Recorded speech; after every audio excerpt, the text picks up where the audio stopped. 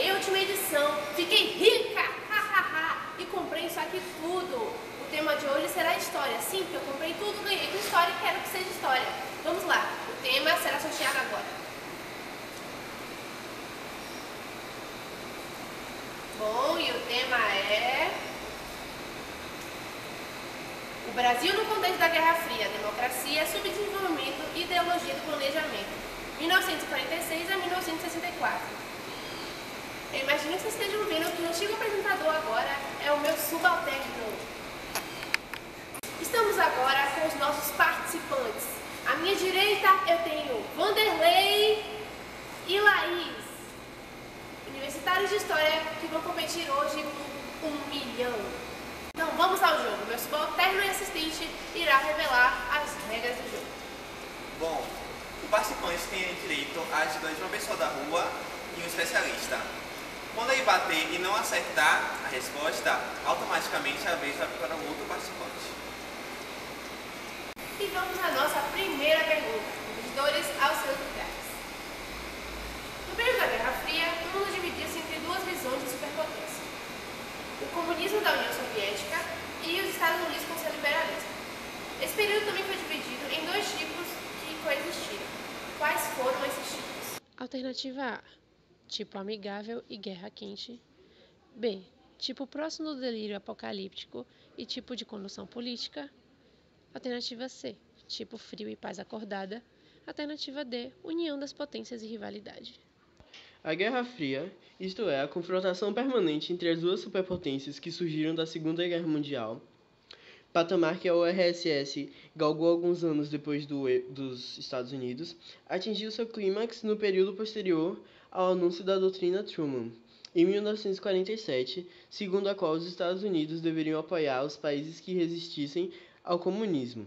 Porém, um tipo de estabilidade perversa implantou-se no sistema internacional, baseada na hipótese de aniquilação que as bombas atômicas e de hidrogênio possibilitavam, tecnologias mortais que os soviéticos também passaram a controlar, a primeira em 1949, a segunda em 1953.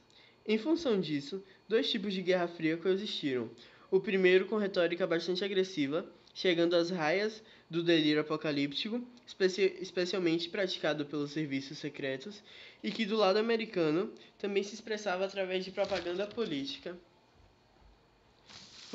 travestida de manifestação cultural, no sistema ou na literatura.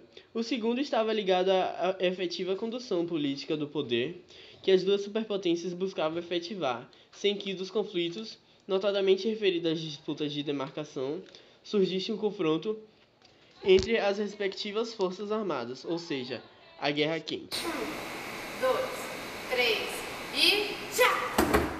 Bom, Laís responderá a pergunta. Qual alternativa você acha que é correta? Bom, eu acho que é a letra D. União das potências e rivalidade? Eu acho que sim. Bom, a sua resposta está nada! Bom, Vanderlei, qual resposta você acha que é a correta? Letra B. Bom, eu acho que nós temos um vencedor em potencial, hein? Sua resposta está exata! Vamos à nossa segunda.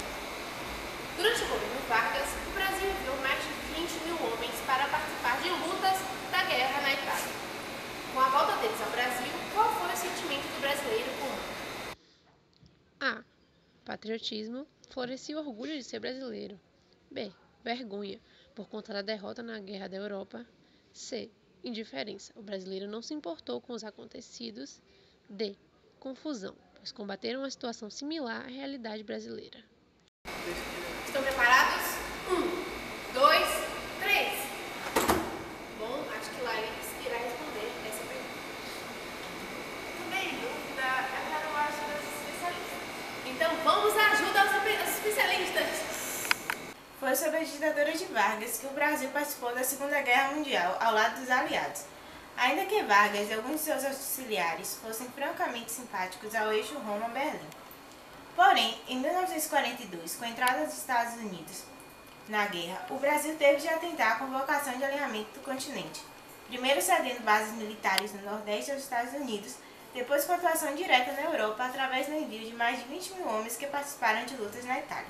Para os brasileiros comum, que assistia à volta dos pracinhas e sabia da morte de vários combatentes brasileiros dos campos italianos, surgia como especialmente contraditória a situação do país, combater o fascismo internacional e sustentar internamente uma ditadura de molde fascista. Antes mesmo do fim da guerra, o debate se impunha, animando o sentimento oposicionista através de estudantes, líderes sindicais, empresários e intelectuais. Bom, Laís, após ter ouvido a consulta dos nossos especialistas, qual alternativa você escolhe? Eu escolho a alternativa D. D.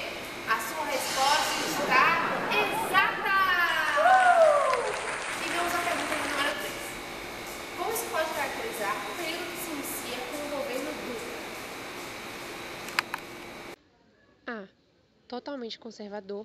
B. Influenciado pelo comunismo. C. Novo, com limites e ressalvas. D. Revolucionário e nacionalista. O período que se inicia com o governo de Dutra e a nova Constituição pode ser corretamente caracterizado como novo, pois se tratava do fim de uma ditadura e do começo de uma fase de respeito às normas mínimas da democracia formal. Porém, não se deve perder de vista os limites de tal redemocratização. Afinal, Dutra, antigo simpatizante das experiências fascistas, era a expressão de uma coligação de forças conservadoras, sendo sua eleição algo inesperado. O resultado da máquina política montada durante a ditadura de Vargas, com diversos postos de relevo agora, extensa administração pública, ocupados por homens afinados com o PSD e o PTB, o Código Eleitoral de 1945 favorecia esses partidos controlados por Vargas e que apoiaram a candidatura de Dutra. Assim, apesar de se viver o pluralismo partidário e as eleições diretas, mantinha-se o sindicalismo corporativo e outras contribuições da extinta ditadura. Veremos quem vai responder a terceira pergunta. 1, 2, 3. Vamos lá, Vanderlei. Qual alternativa você acha que é a correta? Eu acho que é a letra C. Novo, com limites e ressalvas? Sua resposta está exata! Vamos à pergunta número 4. Neste cenário de redemocratização, pode destacar uma mudança de comportamento por parte das massas populares. De que gênero é essa mudança? A. Aceitação das tendências homossexuais. B. Emergência política das massas. C. Diminuição dos preconceitos raciais. D. Aumento da sua inércia econômica. Quem vai responder a pergunta número 4? 1, 2, 3. Bom, eu acho que o Vanderlei irá responder essa pergunta. Qual alternativa você acha que é a correta? Letra A. Aceitação das tendências homossexuais? Bom, Vanderlei, sua resposta está errada! Então, Laís, agora que o Vanderlei errou a alternativa, qual alternativa é a correta? A letra B. B? Emergência política das massas? Com certeza. Bom, sua resposta está exata! Então, meus espectadores, por problemas técnicos, nós iremos mudar de estúdio!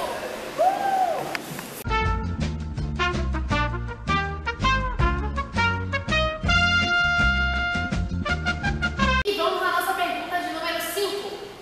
No governo de Dutra, houve a opção pela diversificação da estrutura produtiva, pela industrialização, utilizando-se de tecnologias e capitais estrangeiros, principalmente nos Estados Unidos. Após o término da guerra, como ficou essa relação? A. Igualmente muitíssimo bem-sucedida. B. Com as preocupações estrangeiras dissolvidas. C. Cada vez mais frutífera para o Brasil. D. Tendo o interesse brasileiro se tornado nulo. 2, 3 e... Laís responderá a pergunta. Qual alternativa você acha que é a correta? Bom, como eu não tenho muita certeza, eu vou pedir a ajuda da rua. Então vamos lá, ajuda da rua! Alô, galerinha de casa! Estamos aqui para arranjar uma nova pessoa que ajudará Laís. Vamos ver quem passará. Você, qual é o seu nome?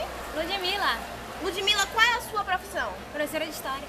Você está disposta a participar do programa Show do Milhão e ajudar a Laís, que está passando por um sufoco lá dentro? Vamos lá.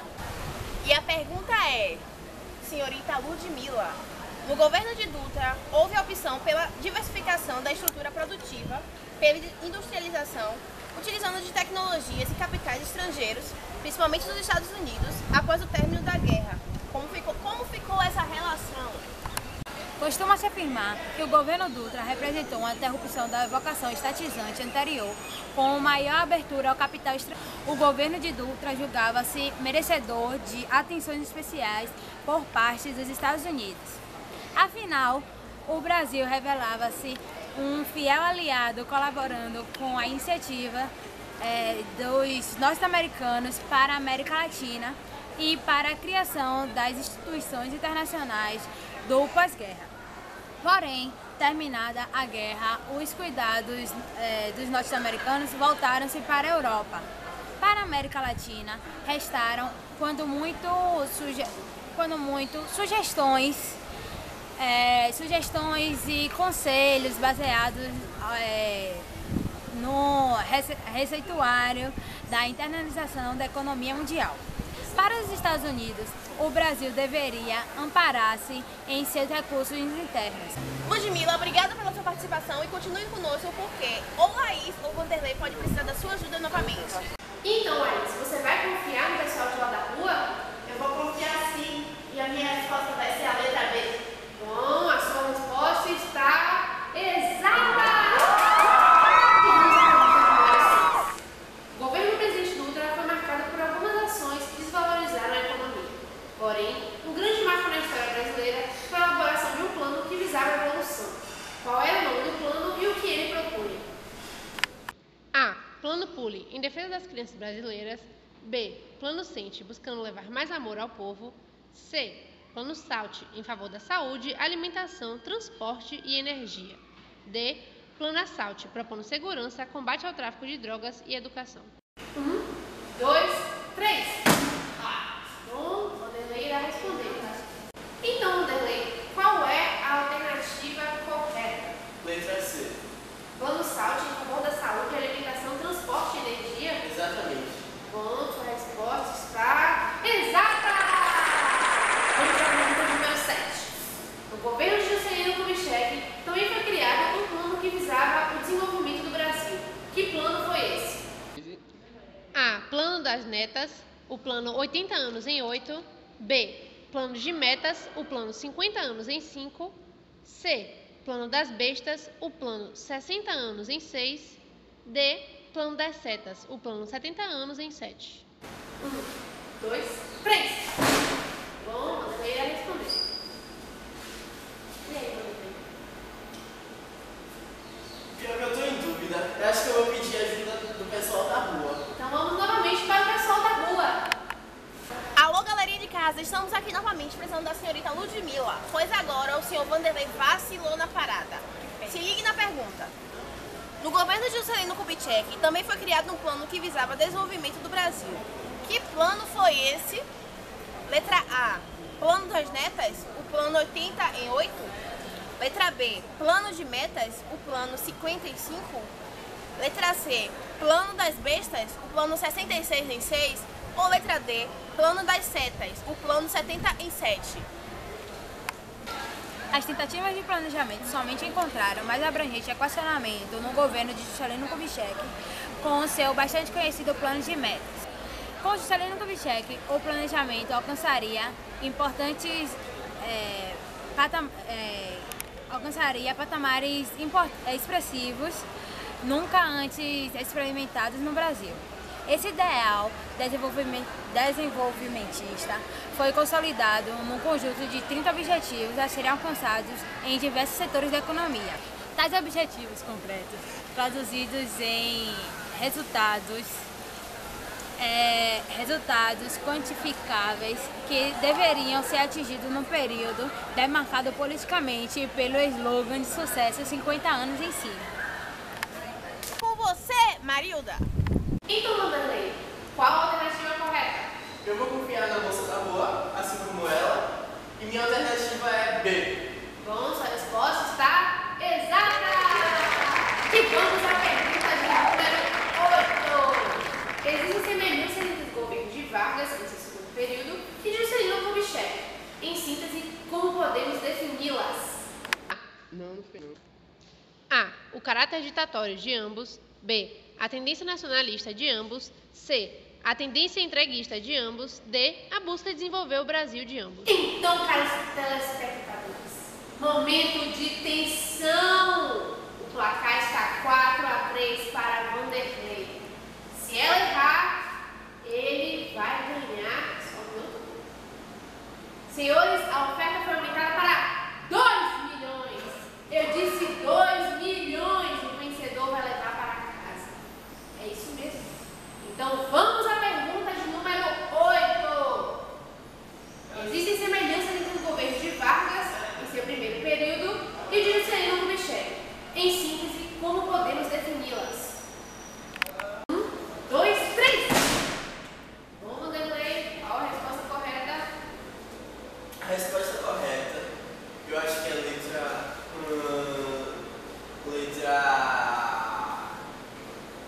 A. Vanderlei, sua resposta está errada.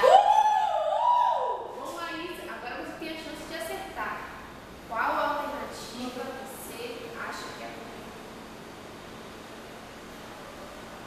Certas similitudes que existiram entre o segundo período de Vargas e o governo de Juscelino Kubitschek, especialmente a criação de instâncias de Estado capazes de fomentar uma industrialização acelerada. Isso permitiu a ambos, igualmente, o recurso mobilizador e as retóricas nacionalistas, pois se tratava de desenvolver o Brasil. Laís, qual a sua resposta? A resposta é a letra D. A busca de desenvolver o Brasil de ambos? Com certeza. Sua resposta está exata.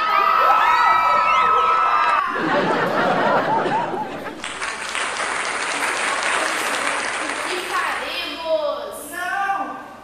Bom, telespectadores, hoje nós temos um caso inédito de empate. O placar está 4-4 para Laís e Vanderlei.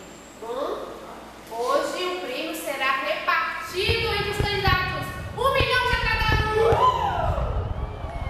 E a nossa produção está trazendo o prêmio de vocês. 1 milhão. Mais do quê? Meu Deus, obrigado! Parabéns! É 1 milhão!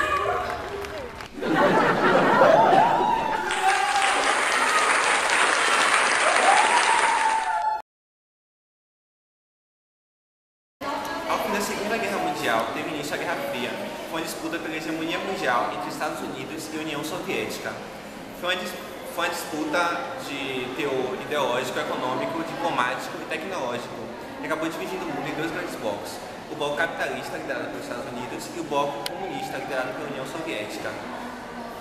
Essa guerra acabou influenciando diretamente nas políticas de vários países, incluindo o Brasil. O maior reflexo foi o golpe militar de 1964. A luta pela influência do mundo no período da Guerra Fria, que formou um mundo bipolar, dividiu o mundo em duas partes. De um lado, os Estados Unidos, que defendia os ideais capitalistas, do outro lado, a União Soviética, que defendia os ideais socialistas. A divergência entre duas potências provocou alterações diretas na política brasileira.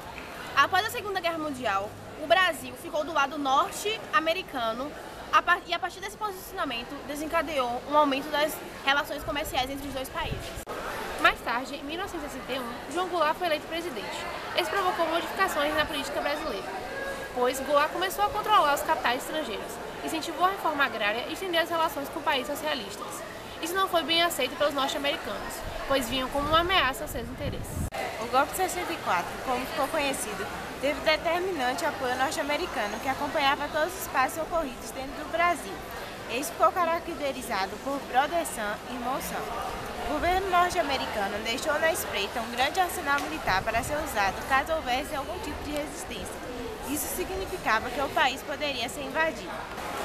Com a retirada de João Goulart do poder e inserção do governo militar, o Brasil voltou a ter laços de relações comerciais e financeiras com os Estados Unidos, além de estabelecer pela força o controle político no território brasileiro. Durante a Guerra Fria, o Brasil se aliou ao bloco capitalista liderado pelos Estados Unidos. As principais consequências foram as seguintes: rompimento das relações comerciais com a União Soviética, aumento do Brasil, principalmente durante a ditadura militar, das perseguições aos defensores do socialismo e aumento da influência política e econômica dos Estados Unidos no Brasil.